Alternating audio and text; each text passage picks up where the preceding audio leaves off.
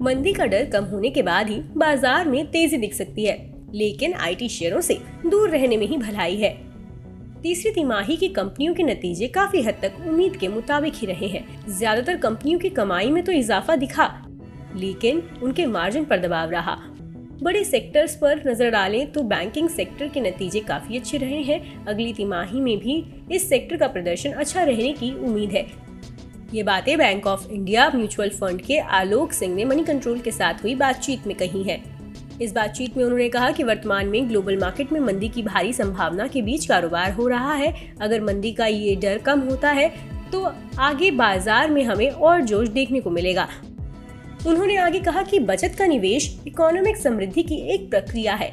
भारत की जीडीपी 3 लाख करोड़ से 5 लाख करोड़ डॉलर की तरफ बढ़ने के साथ ही देश की पर कैपिटा जीडीपी भी बढ़ सकती है, जिससे आगे देश की बचत दर में बढ़त होती नजर आ सकती है।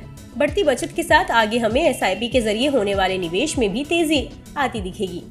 आईटी शेयरों पर बात करते हुए उन्होंने कहा कि बाजार का अनुमान है कि आने वाली तिमाहियों में आईटी सेक्टर में कमजोरी देखने को मिल सकती है। इसकी वजह वैश्विक मंदी का डर होगा। ऐसे में हम आईटी शेयरों से दूर रहने की सलाह देंगे। मल्टीपल फंड के पीछे आपकी रणनीति क्या है? इस सवाल का जवाब देते हुए उन्होंने कहा किसी मल्टी कैप फंड में लार्ज कैप, मिड कैप और स्मॉल कैप में कुल निवेश राशि का 25-25% डालना पड़ता है। बाकी बचे 25% फंड को किसी भी मार्केट कैप कैटेगरी में डाला जा सकता है।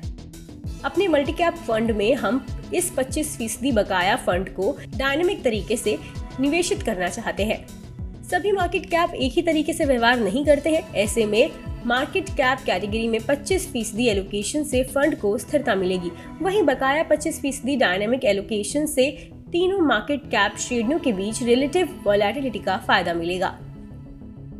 बता दें कि मनी कंट्रोल पर दिए गए विचार एक्सपर्ट्स के अपने निजी विचार होते हैं। वेबसाइट या मैनेजमेंट इसके लिए उत्तरदायी नहीं है।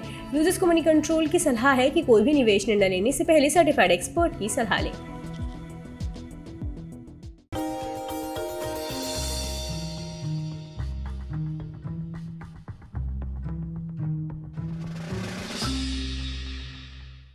में आज हम बातचीत करने वाले हैं पेंट स्पेस की मेगा कंपनी बर्जर पेंट्स के बारे में। दरअसल बर्जर पेंट्स से जुड़े हुए कई सारे इंटरेस्टिंग फैक्ट हैं, लेकिन सबसे इंटरेस्टिंग फैक्ट पहले तो इस कंपनी के नाम के साथ ही शुरुआत करते हैं, जहां पर इस कंपनी का जो नाम है वो कंपनी के एक्चुअल ओनर लुइस बर्जर के नाम पर रखा गया था।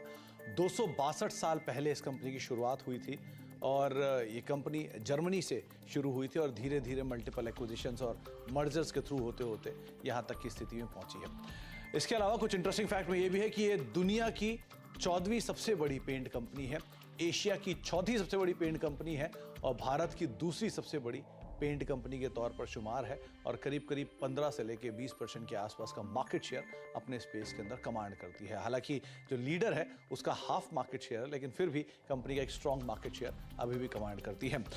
बर्जर पेंट्स इंडिया में करीब करीब 99 साल पहले से कामकाज कर रही है और एक इंटरेस्टिंग पार्ट ये भी है कि 99 साल पहले इसका नाम था हैडफील्ड इंडिया, जिसके साथ इसने शुरुआत की थी कोलकाता में और वहां से धीरे धीरे फेरबदल होना शुरू हुआ। Hero MotoCorp, royal Enfield, Ashok Leyland, Tata Motors, TVS, Yamaha, साथ ही साथ hero group, Honda group, Bajaj group, ये सब वो ग्रुप्स हैं जो कि बर्जर पेंट का पेंट यूज करते हैं और अलग अलग व्हीकल्स जो हैं कंपनी के वो इन प्रोडक्ट यानी बर्जर के प्रोडक्ट्स के जरिए आप मार्केट में देख भी पा रहे हैं।